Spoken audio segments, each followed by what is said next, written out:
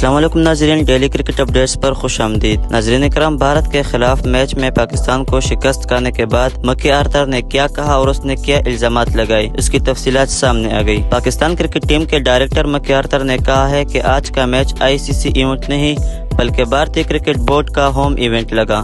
پاکستان کے لیے نعرے کم ہی لگائے گئے۔ میچ کے بعد پریس کانفرنس کرتے ہوئے مکی آرتھر کا کہنا تھا کہ آج ہم نے اچھا نہیں کھیلا، 155 سے 191 پر آؤٹ ہو جانا مناسب نہیں، یہ ایک بڑا میچ تھا، ہم اس وکٹ پر اچھا سکور کر سکتے تھے۔ بھارت نے اچھی بولنگ کی، ہم ان پر جوابی پریشر نہیں ڈال سکے۔ انہوں نے کہا کہ ہم نے ایک موقع پر اچھا کھیلا لیکن اس کو لمبا نہ لے جا سکے، بیٹر سے زیادہ امید تھی، پلیئرز ہر میچ میں اچھا کھیلنے کی کوشش کر رہے ہیں، آج آف کلر تھے، ہم ہر میچ جیتنے کے لیے میدان میں اترتے ہیں۔ مکی آرتھر کا مزید کہنا تھا کہ ماضی کے ریکارڈ صرف میڈیا پر چلتے ہیں، یہ لمبا ورلڈ کپ ہے، ہم 3 میں سے 2 میچ جیتے ہیں، کوئی پینک نہیں کریں گے، تحمل کے ساتھ اگلے میچ پر فوکس کریں گے۔